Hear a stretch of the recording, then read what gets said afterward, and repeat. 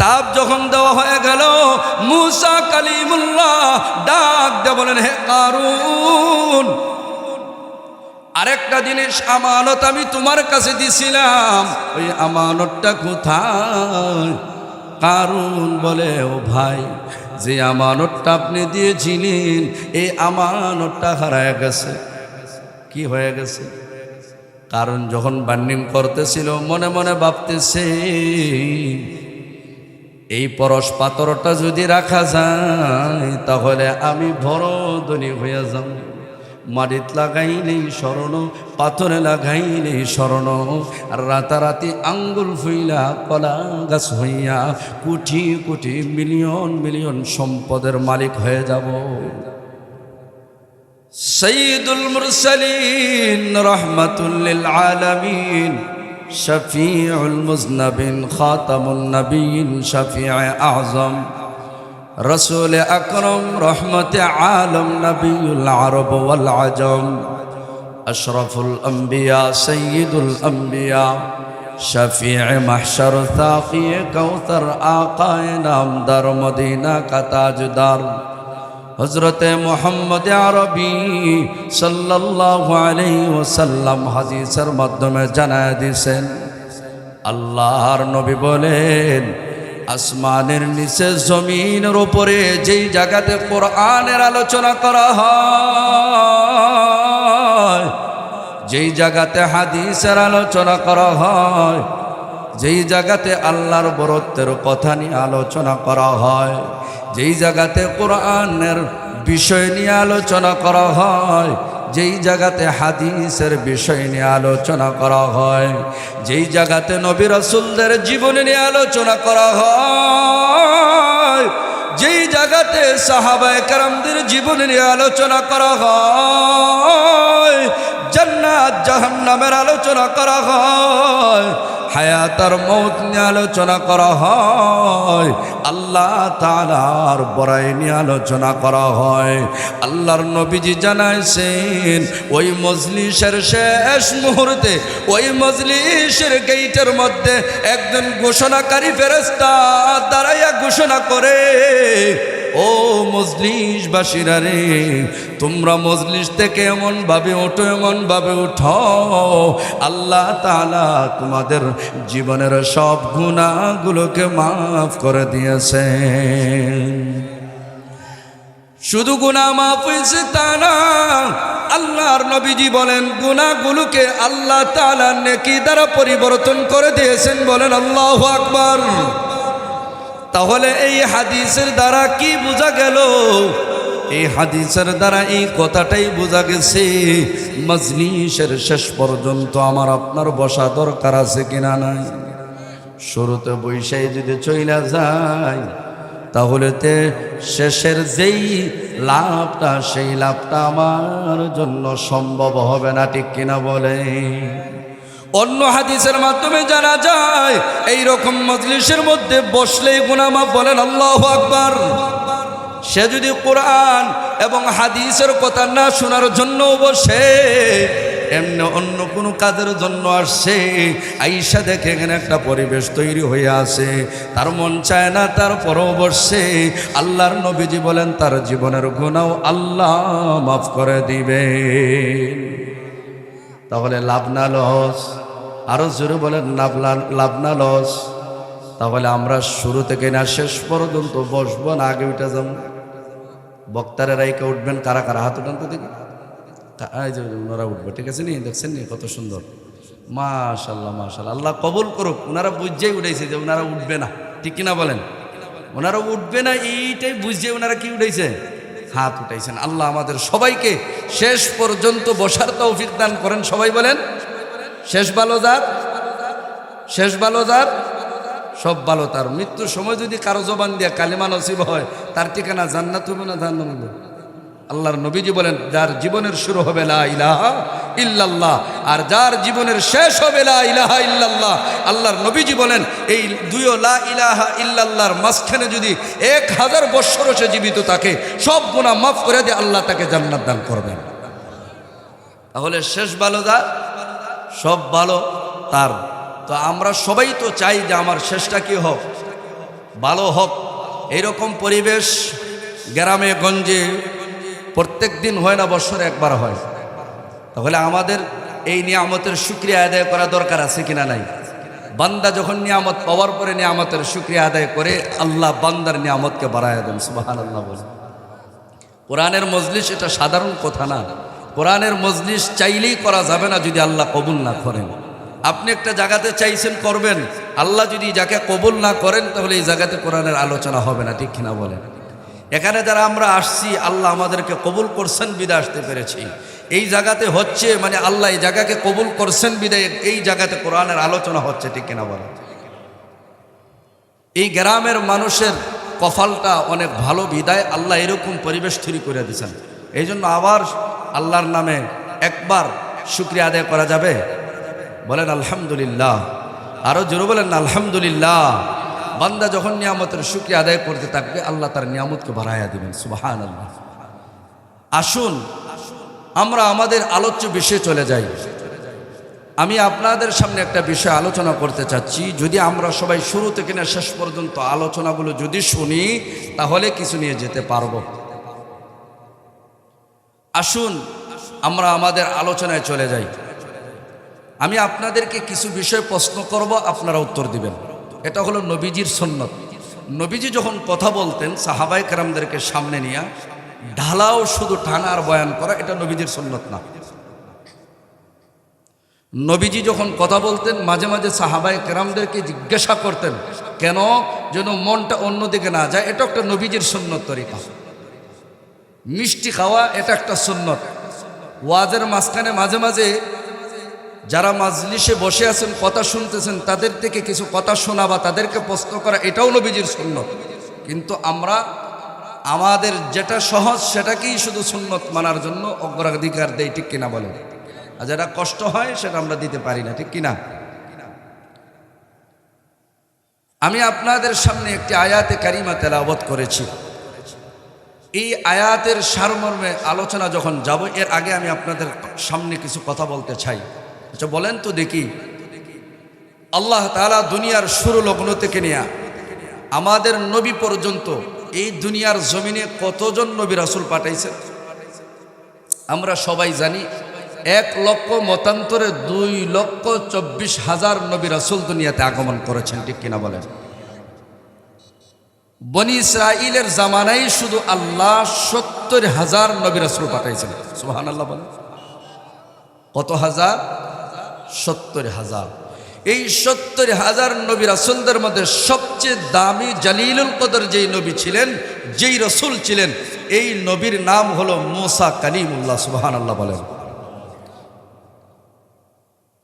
আল্লাহ তাআলা এই পৃথিবীতে 104খানা কিতাব নাজিল করেছেন। বলেন কতটা? এই 104খানা কিতাবের মধ্যে বড় বড় কিতাব হলো 4টি, আর ছোট ছোট কিতাব হলো 100টি। এই ছোট ছোট কিতাবকে সহিফাও বলা হয়। কি বলা হয়? সহিফা। বড় বড় 4 কিতাব, একটা কিতাবের নাম হলো তাওরাত, আরেকটি কিতাবের নাম হলো জাবুর, আরেকটি কিতাবের নাম হলো ইনজিল, আরেকটি কিতাবের নাম হলো কোরআনুল কারীম। সুবহানাল্লাহ বলেন। তাওরাত আল্লাহ নাজিল করেছেন হযরত মুসা নবীর উপর, জাবুর নাজিল করেছেন হযরত দাউদ আলাইহিস সালামের উপর, ইনজিল নাজিল করেছেন ঈসা রূহুল্লাহর উপর, ঠিক কিনা বলেন? যেই নবী দ্বিতীয় আসমানে ইয়াহইয়া নবীর সাথে একসাথে দ্বিতীয় আসমানের দরজার কিনারাতে 2 নবী একসাথে বসে আছেন। সুবহানাল্লাহ বলেন। যেই নবী ঈসা রূহুল্লাহ, কিয়ামতের আগ মুহূর্তে আমার আপনার নবী মুহাম্মদ আরবি, সাইয়্যিদুল মুরসালিন, রাহমাতুল লিল আলামিন, শফিউল মুজনবিন, খাতামুন নবিয়্যিন, শফিউ আযম, রাসূল আকরাম, রহমত আলম, নবিয়ুল আরব ওয়াল আজম, আশরাফুল আম্বিয়া, সাইয়্যিদুল আম্বিয়া, শফিউ মাহশর, সাকি কাউসার, আকায়ে নামদার, মদিনা কা তাজদার হযরত মুহাম্মদ আরবি সাল্লাল্লাহু আলাইহি ওয়াসাল্লামের উম্মত হইয়া দুনিয়াতে আগমন করবেন। সুবহানাল্লাহ। আল্লাহ ওনাকে জীবিত অবস্থায় আসমানে উঠাইছেন। সুবহানাল্লাহ। আর কোরআনুল কারীমকে আল্লাহ নাজিল করেছেন আমার আপনার নবী মুহাম্মদে আরবি সাল্লাল্লাহু আলাইহি ওয়াসাল্লামের উপর। বলেন আল্লাহু আকবার। যেই কোরআন পাহাড়ে গোছে নাই, যেই কোরআন আসমানে গোছে নাই, যেই কোরআন জমিনে গোছে নাই, সেই কোরআনকে আল্লাহ আমার আপনার নবী মুহাম্মদে আরবির কলবের ভিতরে 23 বৎসরে প্রথম আসমান থেকে জিব্রাইল আমিনের মাধ্যমে, যে জিব্রাইল আমিন 24,000 বার আগমন করে নবীর কাছে পুরা 30 পারা কোরআন নিয়ে আসছেন। বলেন সুবহানাল্লাহ। কোন নবীর কাছে জিব্রাইল আমিন একবার আগমন করেছেন, কারো কাছে 2 বার আগমন করেছেন, কারো কাছে 3 বার আগমন করেছেন, কারো কাছে 4 বার আগমন করেছেন, কারো কাছে 5 বার আগমন করেছেন, কারো কাছে 6 বার আগমন করেছেন, কারো কাছে 7 বার আগমন করেছেন, কারো কাছে 8 বার আগমন করেছেন, কারো কাছে 9 বার আগমন করেছেন, কারো কাছে 10 বার আগমন করেছেন, কারো কাছে 40 বার আগমন করেছেন, সর্বোচ্চ 400 বার আগমন করেছেন। আর আমার আপনার নবী মুহাম্মদ আরবি সাল্লাল্লাহু আলাইহি ওয়াসাল্লামের কাছে 24,000 বার আগমন করেছেন। সুবহানাল্লাহ। কত হাজার বার? 24,000 বার। কিতাবের মধ্যে আসছে জিব্রাইল আমিন যখনই নবীর কাছে আসছেন, আসার পরে নবীকে প্রশ্ন করতেন, ইয়া রাসূলুল্লাহ, ইয়া হাবিবাল্লাহ, আপনি কি মিসওয়াক করেছেন? সুবহানাল্লাহ। মিসওয়াকের দাম আছে কিনা নাই? এই মিসওয়াকের সুন্নত আদায় করতে গিয়ে আপনারা দেখবেন, আপনি যদি আজকে মিসওয়াকটা কিনেন, আগামীকালের ভিতরে একটা সমস্যা হবে। কারণ মিসওয়াককে শয়তান ভয় পায়। বলেন কি ভাই? আল্লাহর নবীজি বলেন, যদি আমার উম্মতের কষ্ট না হইতো তাহলে মিসওয়াক করাকে আমি ওয়াজিব বানায় দিতাম। মিসওয়াক করার অনেক ফজিলত, কিতাবের মধ্যে 70টা ফজিলতের কথা আসছে। সবচেয়ে বড় একটা ফজিলত যেটা হলো মৃত্যুর সময় কালিমা নসিব হবে। আমরা আজকের এই বয়ান থেকে এই আমলটা নিয়ে যাব, যতবার ওযু করব ততবারই মিসওয়াক করব ইনশাআল্লাহ। জোরে বলেন। আমল করবেন কারা কারা? মিসওয়াকের হাত উঠায় দেখায় দেন। আল্লাহ আমাদের সবাইকে মিসওয়াকের উপর আমল করার তৌফিক দান করেন। সবাই বলেন আমিন। নবীজি যখন মারা যাবেন আগ মুহূর্ত ইশারা দিয়া মা আয়েশা সিদ্দিকা রাদিয়াল্লাহু তাআলা আনহাকে ইশারা দিয়েছেন যে আমাকে মিসওয়াক করায় দাও। সুবহানাল্লাহ বলেন। মা আয়েশা নিজের মুখের ভিতরে মিসওয়াকটাকে নিয়ে চিবায়া নরম কইরা নবীজির মুখের ভিতরে ঢুকায়া নিজ হাত দিয়ে মিসওয়াক করায় দিয়েছেন। সুবহানাল্লাহ। মারা যাওয়ার আগ মুহূর্তে নবীজি নামাজের ব্যাপারে আমাদেরকে গুরুত্ব বোঝায় গেছেন, নামাজ যেন কারো কাছ থেকে না ছুটে। তাহলে আজকে থেকে আমরা 2টা সবক নেই, নামাজ ছাড়বো না, ঠিক আছে না ইনশাআল্লাহ। আর নামাজের সাথে নামাজের আগ মুহূর্তে যেহেতু অজুই করা লাগবে, অজু ছাড়া নামাজ হবে? অজুর আগে কি করা লাগবে? পবিত্রতা অর্জন করে অজুর আগ মুহূর্তে আমরা কি করব? প্রথমে 2 হাত কবজি পর্যন্ত 3 বার দেব। কয়বার? এরপর আমরা মিসওয়াক করব, ঠিক আছে না ইনশাআল্লাহ। এটাই হলো সুন্নত তরিকা। এটাই হলো কি, অজুর ভিতরে কি আসবে? মিসওয়াক করা আসবে। যদি আপনি আগে করেন হবে, ঠিক আছে, সুন্নত আরেকটা হয়ে যাবে।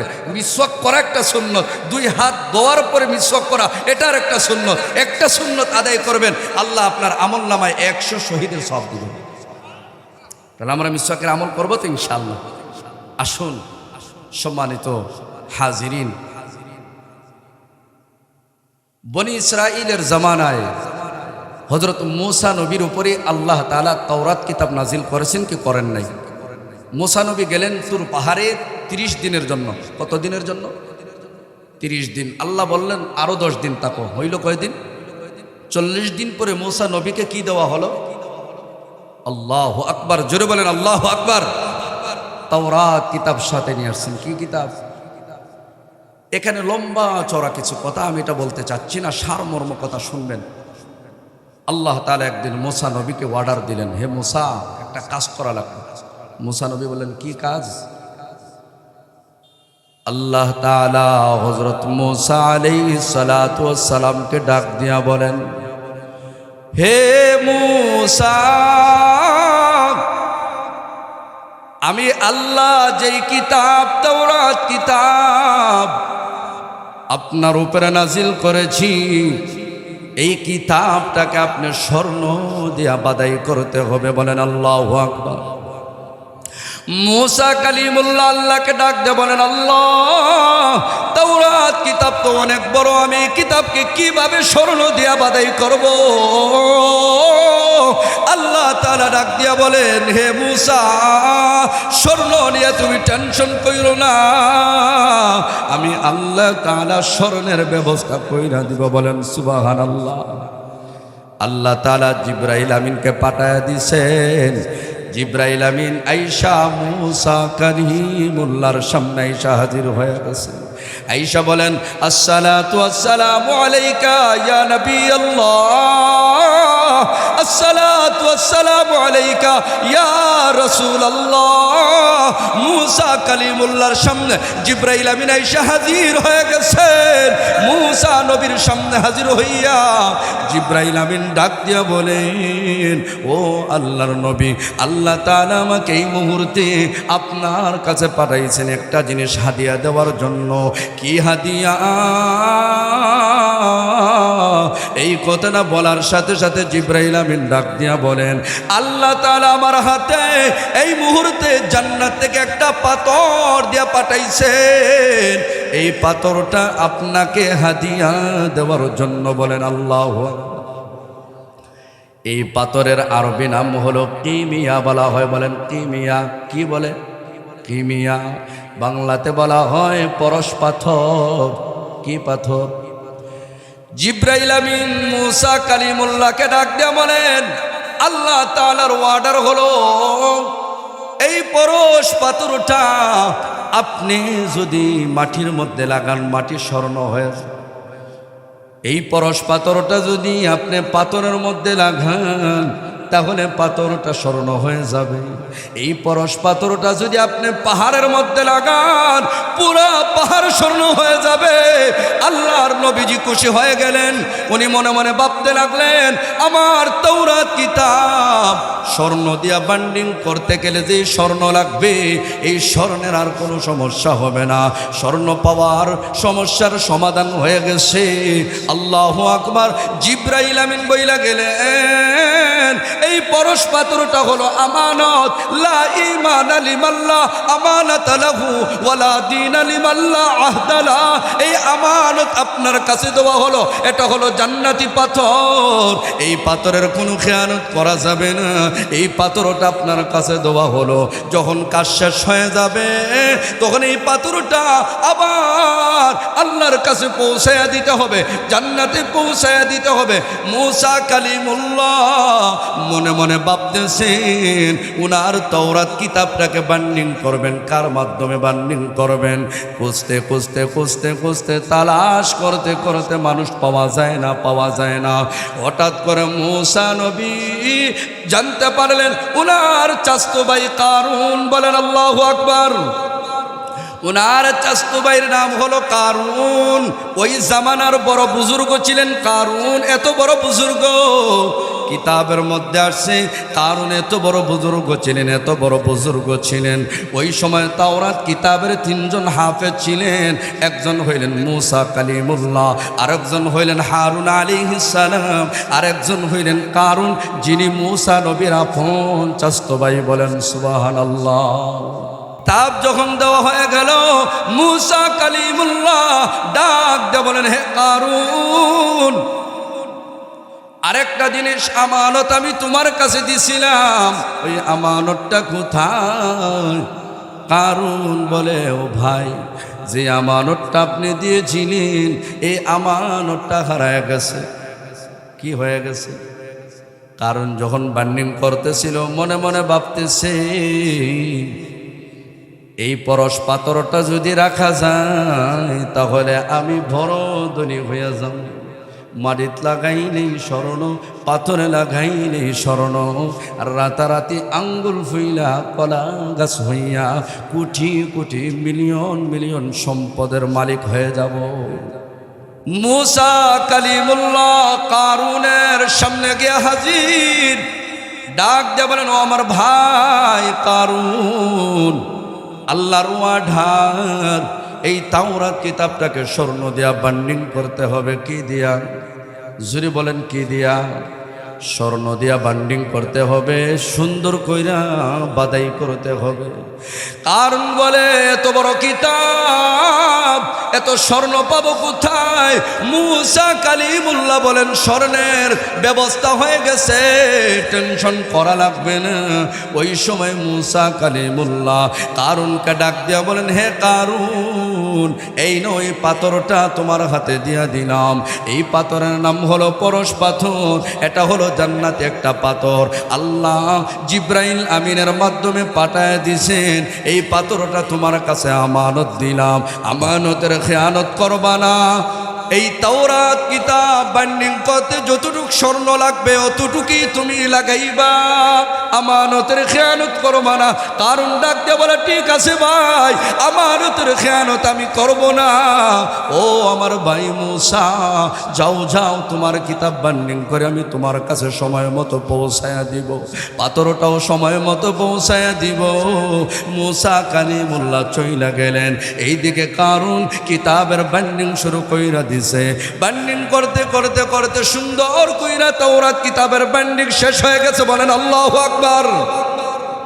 যখন কিতাবের বাইন্ডিং শেষ, কারণ মুসা নবীর সামনে এসে হাজির হয়ে গেছে।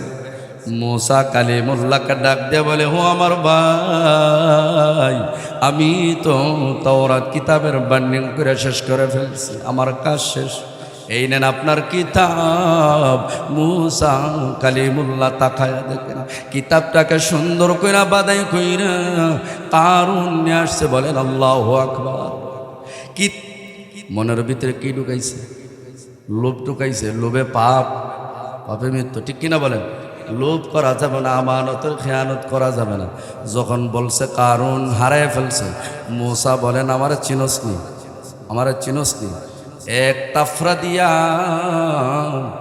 ফেরাউনের বংশের একটা ব্যক্তি যাকে কিপ্তি বলা হইতো, কি বলা, এক তাফরা দিয়া জাগাত মাইরা লইছি, তুই জানোস না? বলে, হ্যাঁ হ্যাঁ জানি, বেশি বাড়াবাড়ি করবি না, পাথরটা দিয়া দে।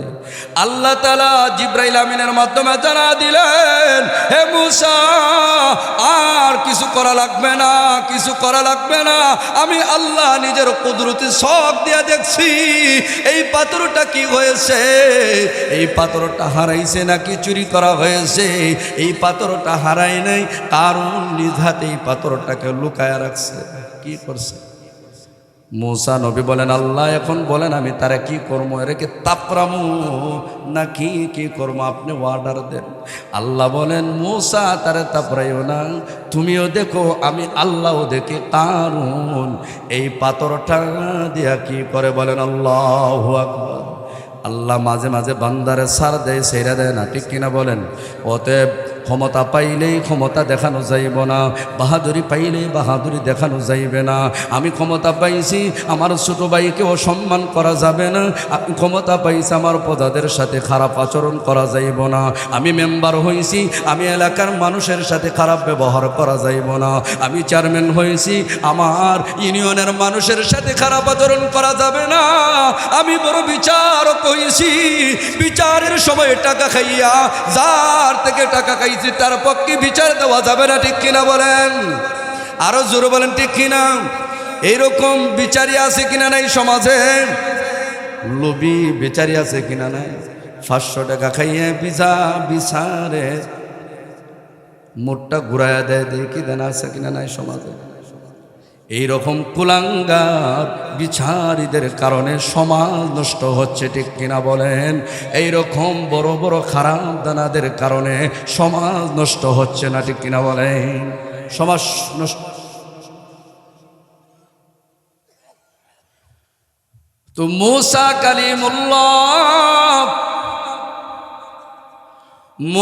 কালিমুল্লাহ বলেন, বেশি বাড়াবাড়ি করবে না, পাথরটা দেয়া দে, পাথরটা দেয়া দে। আল্লাহ বলেন, মুসার চাইও না, আমি দেখি সে কি করে পাথর দিয়া। তখন কারুন যখন রাত্র হয়ে গেল, রাত্রিবেলা ওই পাথরটা নিয়ে আসে পাহাড়ের সামনে হাজির। কোথায় হাজির বলেন? পাহাড়ের সামনে গিয়া হাজির হইয়া পাথরের মধ্যে লাগাইছে।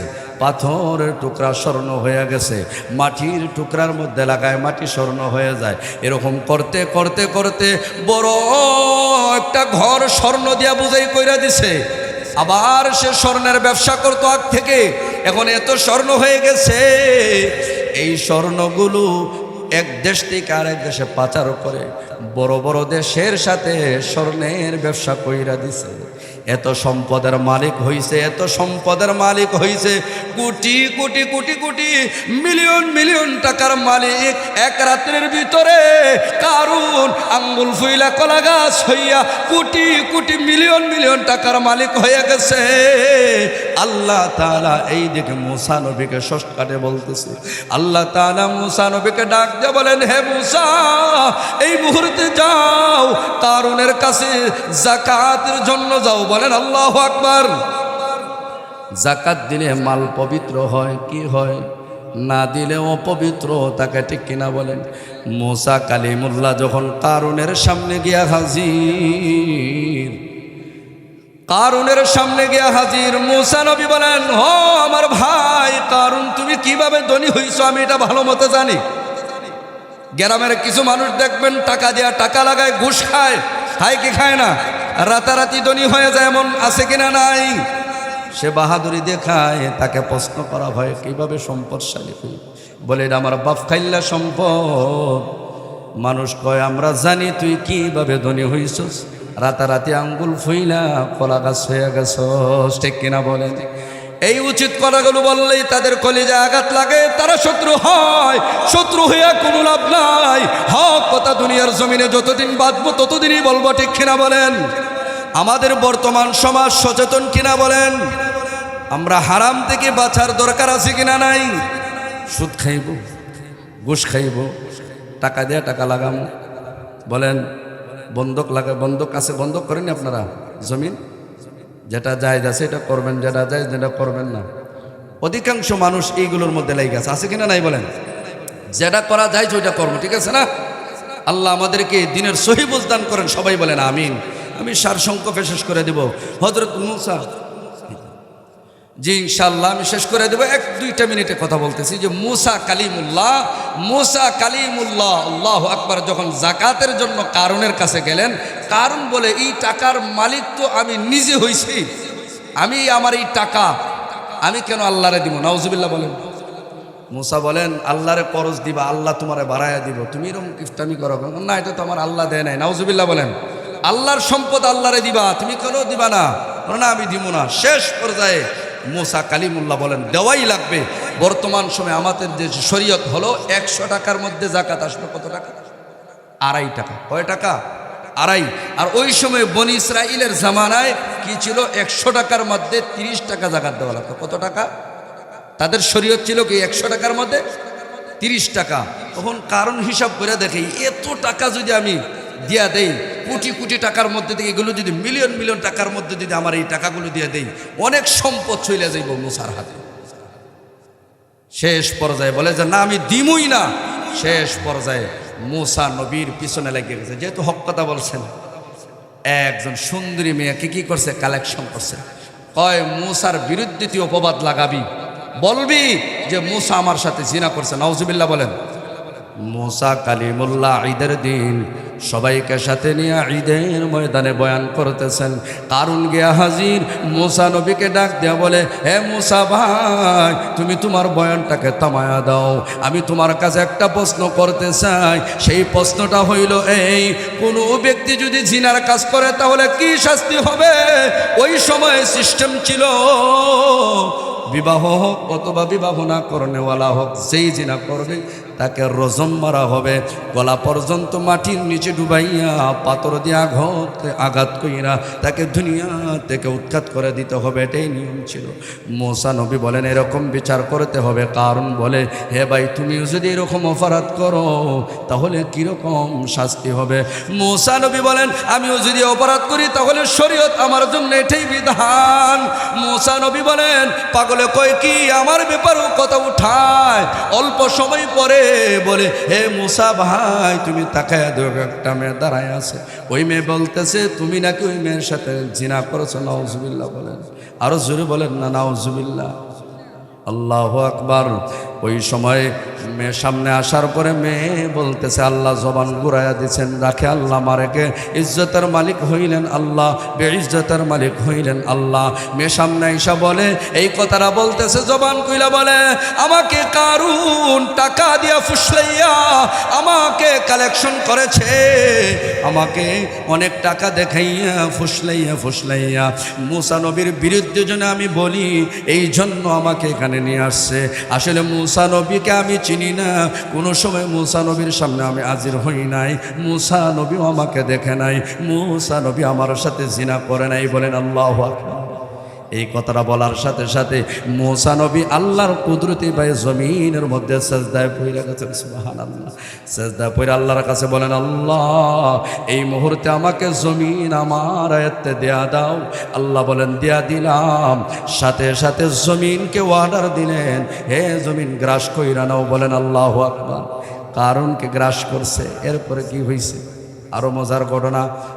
এতটুকুই থাক, যতটুকু আলোচনা হয়েছে আমার এই বয়ানের সারমর্ম হইল, সব কিছুর মালিক আর খালিক হলেন একমাত্র আল্লাহ। ঠিক কিনা বলেন? ইজ্জতের মালিক হইলেন আল্লাহ, বেইজ্জতের মালিক হইলেন আল্লাহ। ঠিক কিনা বলেন? আর 2 নম্বর কথা হলো, কোনো মানুষের সম্পদের প্রতি লোভ করা যাবে না। ঠিক কিনা বলেন? 3 নম্বর কথা হলো, আমানতের খেয়ানত করা যাবে না। ঠিক কিনা বলেন? 4 নম্বর হলো, কারো সাথে ওয়াদাবদ্ধ হইয়া ওয়াদা ভঙ্গ করা যাবে না। ঠিক কিনা বলেন? সামনে নির্বাচন আসতেছে, আমানতের সাথে ভোট দেওয়া দরকার আছে কিনা নাই? আল্লাহ আমাদের সবাইকে আমানতের সাথে, নিজের আমানতের ভোটটা আমানতের সাথে যেন ভোট দিতে পারি, আল্লাহ কবুল করেন। সবাই বলেন আমিন। সম্মানিত হাজিরিন, যেহেতু সময় স্বল্প, যতটুকু আলোচনা হয়েছে বন্যওয়ালা